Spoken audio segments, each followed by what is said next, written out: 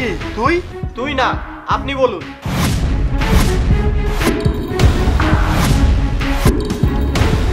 আপনি বলবো মানে? তুই আমাদের বাসায় কাজ করতি, শাওন না তুই? হ্যাঁ, আমি সেই কাজের ছেলেটা। এখন আমি ম্যাজিস্ট্রেট শাওন। তাই স্যারকে রেসপেক্ট দিয়ে কথা বল। তুই কি আমাদের সাথে মজা করছিস? আপনার কি মনে হয় আমি এখানে মজা করতে এসেছি? আমি এসেছি আপনাদের উচ্ছেদ করতে। উচ্ছেদ করতে আসছিস মানে? আপনারা যে অবৈধভাবে এই জায়গা দখল করে বিল্ডিং বানিয়েছেন, আমি এসেছি আপনাদের উচ্ছেদ করতে। রাকিব, পেপারসটা বের করো, পেপারসটা দাও।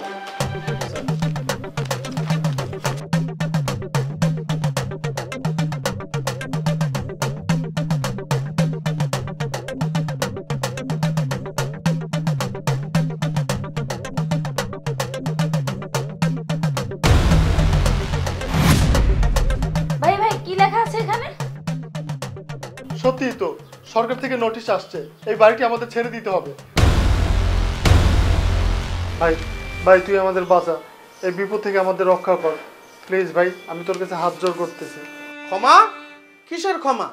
আপনাদের কোনো ক্ষমা নেই। মনে আছে সেদিনের কথা?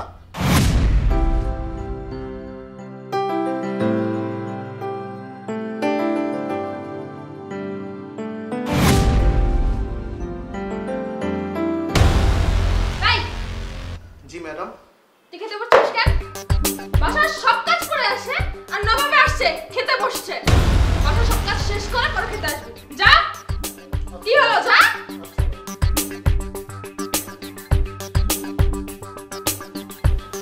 আপামনি, আপামনি, এই যে আপনার চা।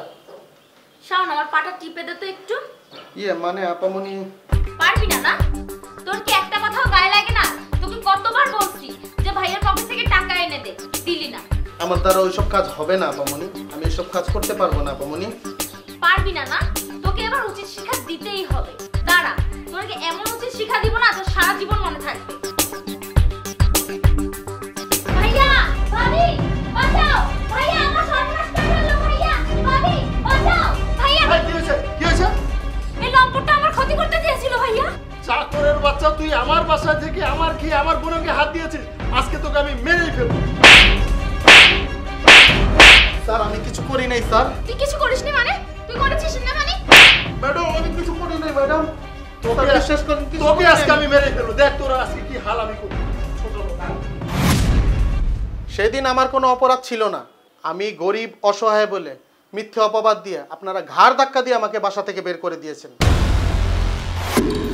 হ্যাঁ, আমি গরিব ঘরের সন্তান। এই পৃথিবীতে আমার বাবা বেঁচে নেই। আমার মার অসুস্থতার কারণে আমি বিভিন্ন জায়গায় চাকরির জন্য মানুষের দ্বারে দ্বারে ঘুরেছি। কেউ আমাকে চাকরি দেয়নি, সাহায্যও করেনি। হ্যাঁ, আমি একজন শিক্ষিত ছেলে, তারপরও নিজের পরিচয় গোপন করে আপনার বাসায় কাজের ছেলে চাকরি নিয়েছিলাম, সেটাও আমার টিকলো না। যত দ্রুত সম্ভব এই বাড়িটি খালি করুন, না হলে আইনগত ব্যবস্থা নিব। স্যার আমাদের ক্ষমা করে দিন, আসলে এই বাড়িটি স্যার আমাদের আর কোথাও যাওয়ার জায়গা নেই স্যার, প্লিজ স্যার দয়া করুন স্যার।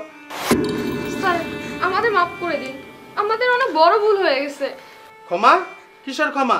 এটা আপনাদের জন্য চরম শিক্ষা। তাকে চলো।